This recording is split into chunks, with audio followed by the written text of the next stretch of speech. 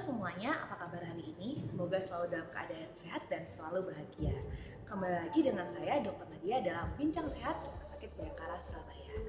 Teman-teman, kesehatan yang baik bukanlah sesuatu yang dapat kita beli. Dengan memiliki tubuh yang sehat, sama seperti sudah memiliki tabungan yang amat berharga. Maka dari itu teman-teman jangan lupa untuk menjaga pola hidup agar menjadi tabungan untuk kehidupan kedepannya.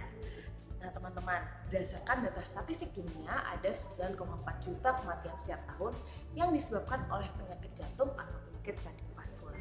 Sementara 45% kematian tersebut disebabkan oleh penyakit jantung koroner. Bahkan WHO memperkirakan angka tersebut akan meningkat terus-menerus sebanyak 23,3 juta pada tahun 2030 mendatang. Banyak sekali ya. Oleh karena itu, hari ini kita akan sharing informasi mengenai pelayanan unggulan jantung komprehensif yang ada di Rumah Sakit Bayangkara, Surabaya. Nah, sebelumnya terima kasih kepada teman-teman yang sudah hadir dan menyempatkan waktunya untuk melihat info berikut. Pantengin terus sampai selesai ya. Ya, teman-teman pengen tahu nggak sih apa pelayanan unggulan jantung ini?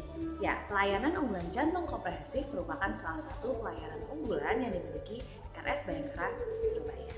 Selain pelayanan poli rawat jalan dan poli rawat inap, pelayanan jantung ini juga dilengkapi dengan yang pertama adalah ruang HCU, High Care Unit Kardiovaskular, dengan kapasitas tempat tidur sebanyak 6 tempat tidur yang dilengkapi dengan monitor dan peralatan canggih dalam memantau pasien. Selain itu juga terdapat monitor sentral di nurse station untuk memudahkan memantau kondisi atau vital sign pasien. Yang kedua adalah CT kardiak atau CT scan jantung. Adalah salah satu pilihan pemeriksaan rutin jantung yang semakin diminati. Kenapa? Karena dapat memvisualisasi struktur organ jantung dan pembuluh darahnya dengan jelas dan tidak invasif. Selain penghitungan kalsium score, pada CT scan jantung ini juga dilakukan angiografi koroner atau pencitraan pembuluh darah koroner untuk mengetahui penyumbatan atau penghambatan pada arteri jantung. Nah, pasien nanti akan diberikan kontras dan kemudian jantung akan di-scan. Biasanya dokter akan menganjurkan pemeriksaan ini pada kondisi atau adanya resiko kecurigaan penyakit jantung, baik penyempitan pembuluh darah koroner atau adanya gejala nyeri dada atau sesak. Selain itu, pemeriksaan ini dapat mendeteksi adanya kelainan anatomi atau morfologi jantung dan dapat mengevaluasi kondisi jantung sebelum atau sesudah prosedur medis. Ya, yang ketiga adalah ekokardiografi. Nah, ekokardiografi merupakan salah satu prosedur yang sering digunakan dalam pemeriksaan jantung. Nah, pada berbagai penyakit kardiovaskular, misalnya pada gagal jantung atau kebocoran katup jantung dengan sinar ultrasonografi. Nah, melalui hasil gambar tersebut, dokter bisa mengetahui ukuran dan bentuk jantung, apakah normal atau tidak. Mulai dari bentuk, ketebalan, pergerakan dinding jantung. Pemeriksaan ini membantu dokter untuk melihat pergerakan darah yang beredar di jantung dan mengamati seberapa kuat jantung untuk memompa darah ke seluruh tubuh. Jadi, dokter juga bisa memeriksa kinerja bilik maupun katup jantung. Yang keempat adalah pemeriksaan treadmill atau yang juga dikenal dengan sebutan stress test. Nah, ini merupakan pemeriksaan yang dilakukan guna melihat kinerja jantung selama seseorang melakukan aktivitas fisik. Nah, hal ini karena aktivitas fisik dapat membuat jantung memompa lebih keras dan cepat. Pemeriksaan ini dapat membantu melihat adanya masalah aliran darah dalam jantung menggunakan alat treadmill. Dalam praktiknya, ketika seorang melakukan pemeriksaan ini, irama jantung, tekanan darah, hingga pernafasan akan dilakukan pemantauan saat pemeriksaan berlangsung. Yang kelima ada namanya Holter.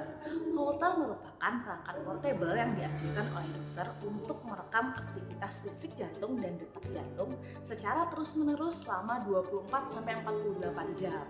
Nah, prosedur ini bertujuan untuk memantau dan memeriksa irama jantung pasien menggunakan alat kecil yang ditempelkan di dada yang biasanya digunakan oleh pasien aritmia atau pasien yang dengan detak jantungnya tidak teratur. Nah, yang keenam adalah ABPM atau Ambulatory Blood Pressure Monitoring, adalah teknik untuk melihat tekanan darah rata-rata selama 4 jam saat pasien beraktivitas seperti biasa. Jadi metode ini memungkinkan dokter untuk memantau tekanan darah pasien tidak hanya ketika duduk saat diperiksa, tapi juga selama aktivitas. Pemisahan ini juga bisa dilakukan untuk memprediksi kemungkinan penyakit kardiovaskular atau pembuluh darah pada jantung dan cerebrovaskular, pembuluh darah pada otak, yang terkait dengan hipertensi dan kerusakan organ lainnya. Nah, yang terakhir, yang ketujuh adalah kateterisasi jantung. Adalah prosedur yang bertujuan untuk mendeteksi berbagai penyakit jantung dengan cara memasukkan selang panjang atau kateter ke dalam pembuluh darah yang kemudian diarahkan ke jantung.